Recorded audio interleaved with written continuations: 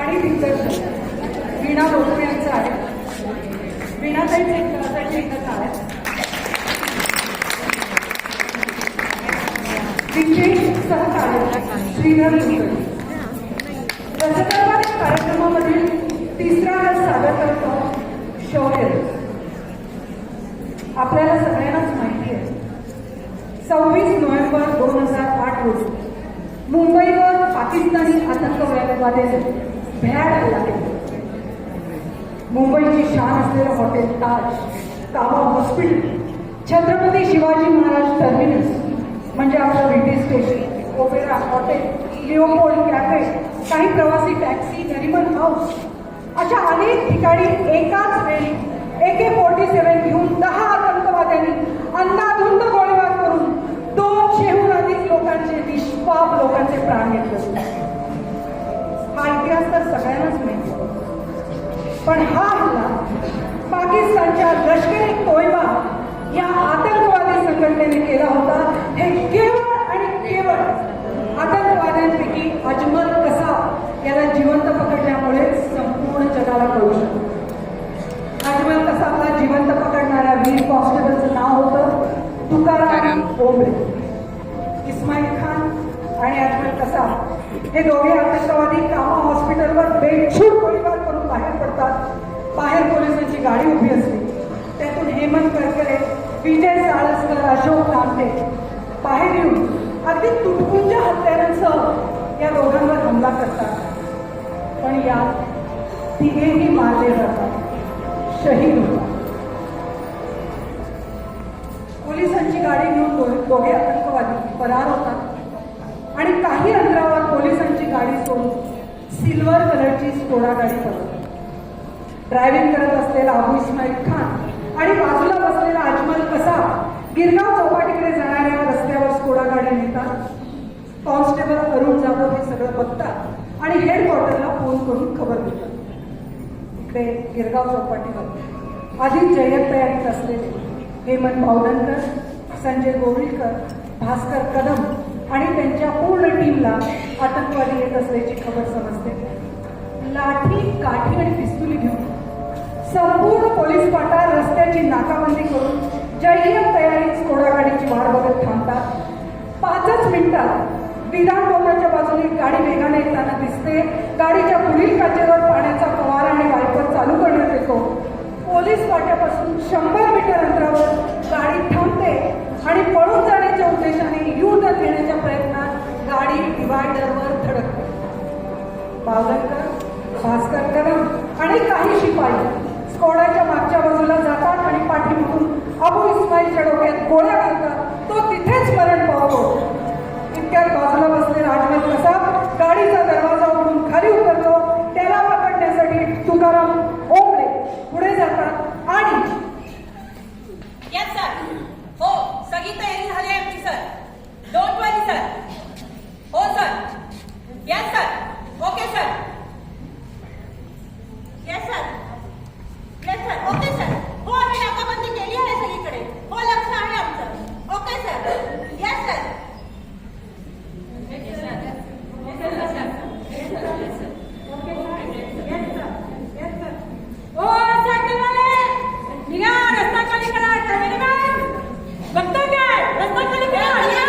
सर्वीर ना सर्वीर सर्वीर सर्वीर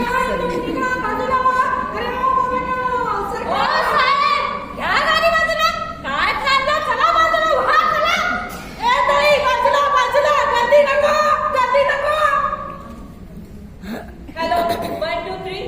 यस सर. ऑफिसर सगळी पूर्ण तयारी झाली आहे का? हो तयारी झाली आहे. सिल्वर कलरची स्कोडा गाडी आहे. नंबर नोट केलाय का? ओके सर आम्ही नंबर नोट केलाय. सगळीकडे नाकाबंदी करून घ्या. येस सर नाकाबंदी केली आहे सगळीकडे. Be alert. Okay sir. आता त्यांना सोडायचं नाही आपण. अजिबात सोडायचं नाही सर. आमची तयारी आहे सगळी. Okay over now. Okay sir.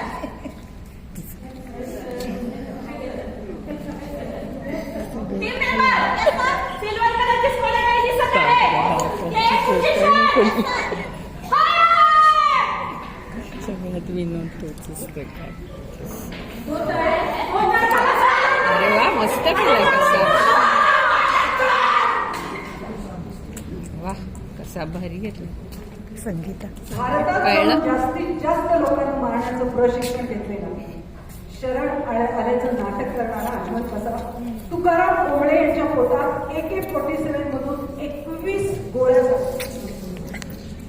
पण त्याही परिस्थितीत तुकाराम ओंबळे कसाबच्या AK-47 सहित त्याला घट्ट पकडून ठेवतो. फायरिंग केलेली एक गोळी इन्स्पेक्टर संजय गोविलकरला लागते. पोलिसांचं संपूर्ण स्क्वॉड कसाबवर तुटून पडतं. गोविलकर ओरडून भावदांना सांगतात, बावड्या त्याला मारू नकोस, आपण त्याला जिवंत पकडलं पाहिजे. आणि अखेर अजमल कसाबला जिवंत पकडण्यात मुंबई पोलिसांना यश मिळतं.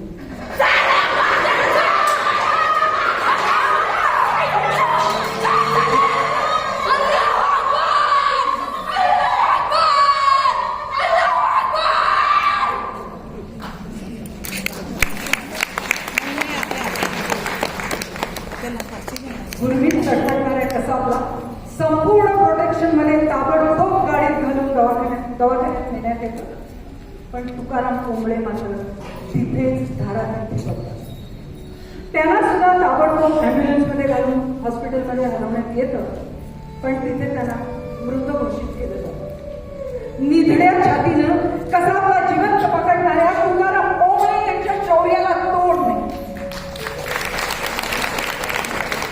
कसाबला जिवंत पकडण्यामुळे 26 अकराच्या कटामागे पाकिस्तानच आहे हे आपण संपूर्ण जगाला पुराव्यानिशी सांगू शकतो.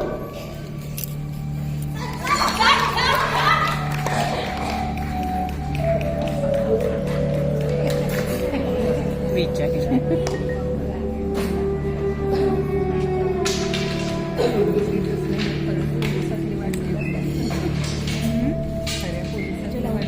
संगीताने 800 रुपये देऊन स्पेशल बिल आणलंय कसाबचं.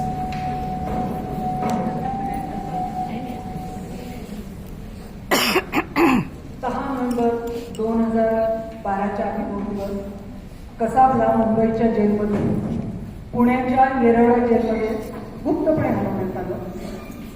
आणि 12 नोव्हेंबर 2012 रोजी पहाटे ठीक 6 वाजता अजमल कसाबला पुण्याच्या येरवडा जेलमध्ये फाशी देण्यात आली.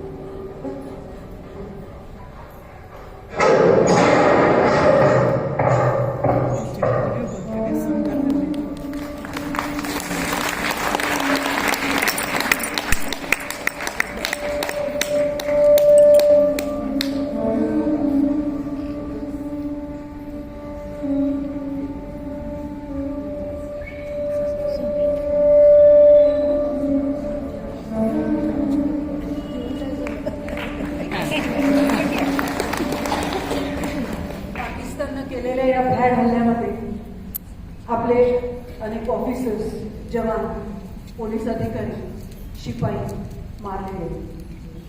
यामध्ये संदीप मुरलीकृष्ण, सुनील शरण, जनरल बेस्ट, हेमंत करकरे, अशोक कामते, विजय सारस्कर हे होते. परंतु कसाबला फाशी देण्यात आली म्हणजे 26 जानेवारी 2009 रोजी आपल्या त्यावेळच्या राष्ट्रपती प्रतिभाताई पाटील यांच्या हस्ते तुकाराम ओंबळे यांना मरणोत्तर अशोक चक्र पुरस्कारानं सन्मानित करण्यात आले. हा पुरस्कार घेण्यासाठी तुकाराम ओंबळे यांच्या मातोश्री हजर होत्या.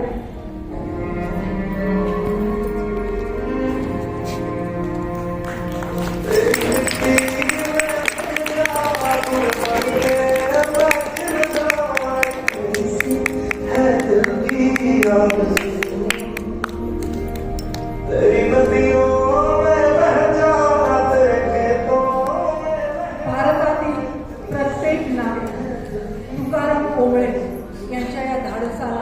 शौर्याला कधीही विसरणार आमचा तुकाराम भोवळे यांना मानाचा मुजरा